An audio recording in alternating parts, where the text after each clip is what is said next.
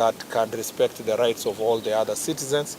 We are glad that the security team, where they have found gang members who are carrying machetes and clubs and other crude weapons, that they have been dealt with decisively, and the courts have, the DPP has taken the step to charge them in a court of law. Some have been convicted, some their cases are ongoing. We shall continue doing so. Law enforcement is extremely important in deterring those who would be interested in entering into this field.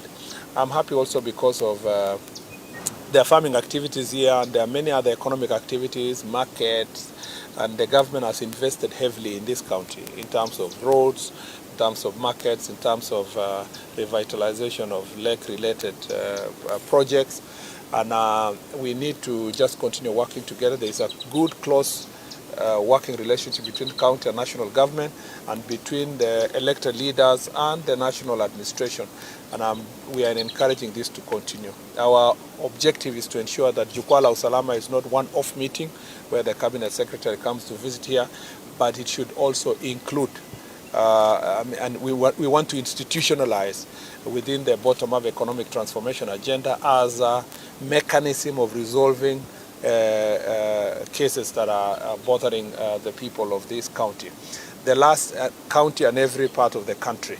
And therefore, Jukwaa Usalama will be devolved or decentralized to the local level and will become part and parcel of our strategies of managing security issues across the country. The last thing I'd like to say is that like many other counties, like the rest of the counties in the western part of the country and Nyanza, defilement remains a very serious issue. Even all the way to Bomet, defilement is a big issue. The prevalence of defilement cases here is also promoted by repugnant cultural practices, including the disco matanga, which has been banned in this area. Many of the children that are defiled are actually affected mostly during holidays. We will, during the Jukwaa itself, we will engage our chiefs and assistant chiefs to see how best we can engage community, particularly those who try to resolve these problems using alternative dispute resolution mechanism. These are high crimes. We do not want community to hide the perpetrators. Some of the reasons why they hide them is because they are relatives, and there are people who have a fiduciary responsibility to protect these young people, whether they are teachers, religious leaders, family members, and we want to make sure that the entire society is supporting the law enforcement agencies in dealing with cases of defilement and gender-based violence, which is also affecting many parts of our country. I think that is a fair summary of these issues. We are here with our two PSs. We have, of course, Dr. Raymond Omolo, who is the son of the soil, who comes from this county, and we are very happy to have him. And as a ministry, we are lucky to have him as part and parcel of our security architecture, and he's been doing a good job previously with His Excellency the Deputy President, and when I joined the ministry, we have had a very wonderful working relations. And we have also our PS for citizen services, immigration and citizen services, and the very reason why he's here is because this is a very important day. It is Global Identification Day. Is it called Identification Day? Yes, Identification Day. Yeah, and this is celebrated globally.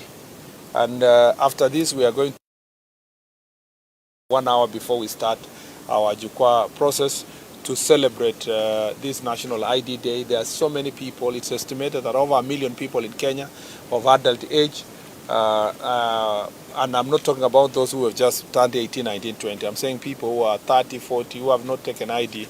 It's estimated that over 1 million people are just living within Kenya without ID. Therefore, they cannot be employed, they can't get share, they cannot vote. There are so many rights they don't exercise, and the benefits they don't get from their own country because they don't have national ID.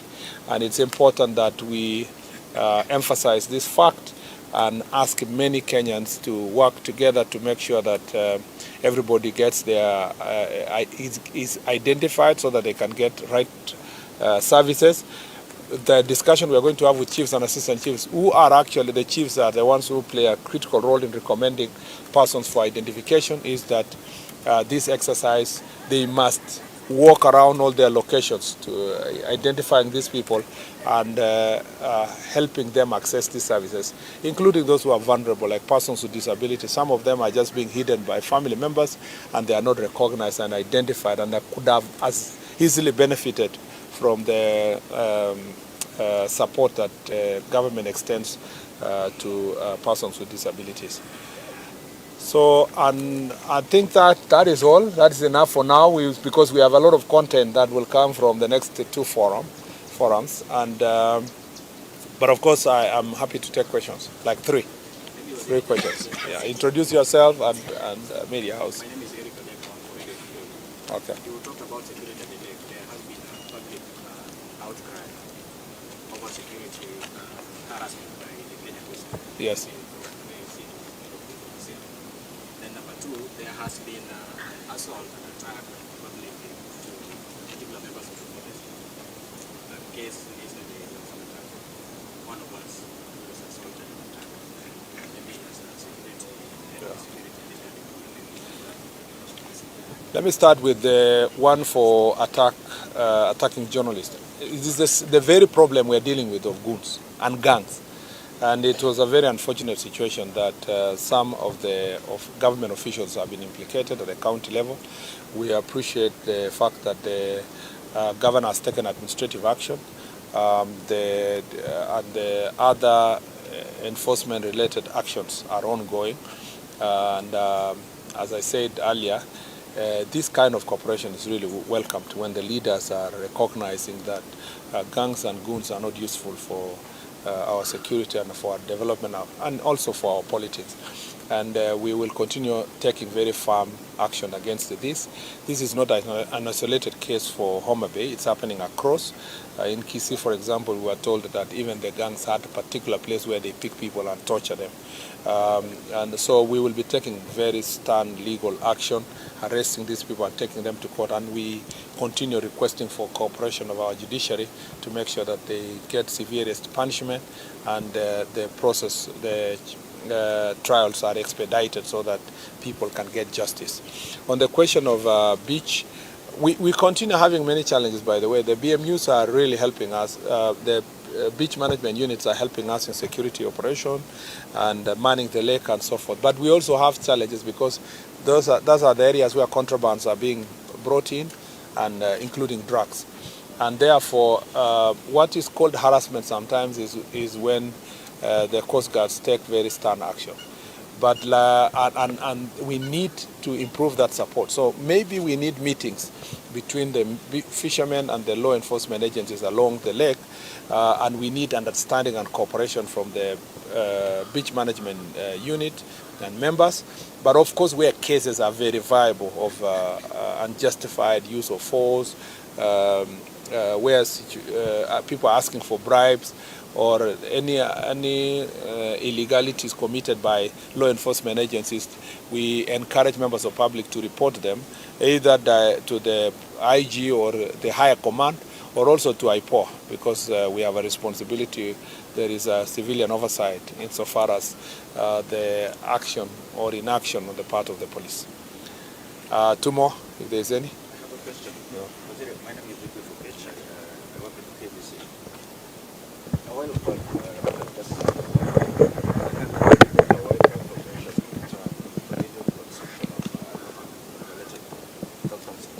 there's a quota. There's a population that resented this war, and actually, there's some cases were in court. But then again, government officials play a very critical role in the community. Probably you want to mention some of your assessment on how the community is responding to these situations.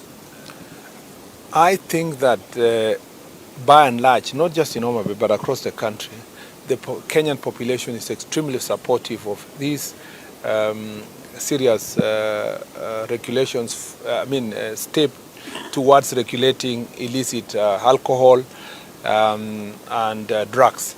People are suffering. Families are losing their loved ones. which young people we are getting wasted at a very prime age. Some of whom are very educated. They would have been contributing to national development, thinking, research, and so forth. And so I have no doubt in my mind that the population support. In fact, to the contrary, it is the population who are frustrated when the law enforcement agencies don't take serious steps to enforce the regulations.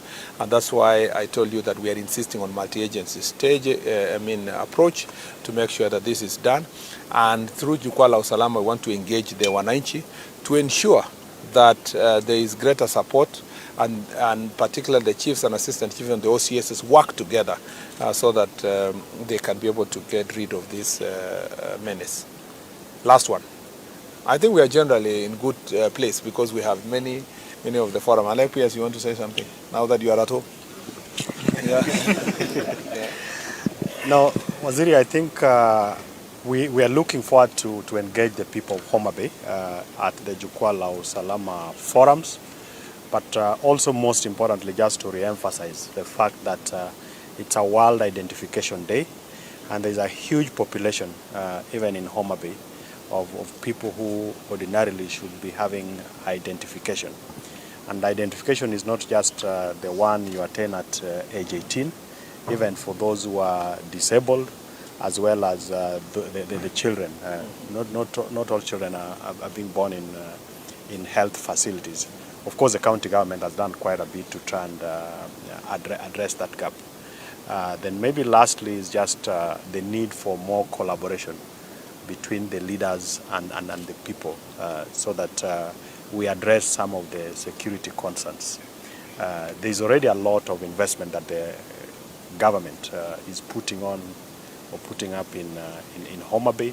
There are roads that are being done. The airport is being done.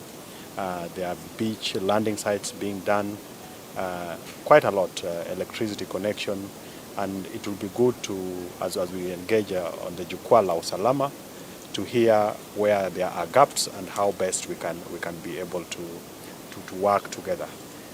Maybe I would, if you have permission, ask the host MP just to say a word, then you allow us to go to the next program. Yeah, thank you very much, the Minister in charge of Interior and National Administration, the PS in charge of National Security and Administration, the PS in charge of Immigration and Citizen Services, and indeed the team serving the country under you. I serve in the National Assembly Departmental Committee on Administration, National Security, and CS I spent in Naivasha. Attending to other security-related issues. I've come to welcome you in a very special way to Homabay around this program, which is very important. I watched the program in the night yesterday, and I think it delivers security back to the people to contribute in their own safety and security, and it gives us the opportunity, area by area, region by region, to signify to the national security apparatus the successes of the security systems and of course the challenges around. We've spoken a lot about the challenges as we look at them as leaders from this area. Maybe just to assure you that we are a very united leadership, and we are not leaders who encourage much of insecurity issues. But allow me only to say that this is a beautiful day. It is seriously not our day. So I'm going to join your team. Yeah. I'm going to join our people as they share with you those challenges and as they jointly with you seek solutions to them as one people together, because that is what is important. So welcome to Homabay. Thank you. And welcome to Homabay Town Constituency. Thank you. Yeah, thank you. Thank you very much.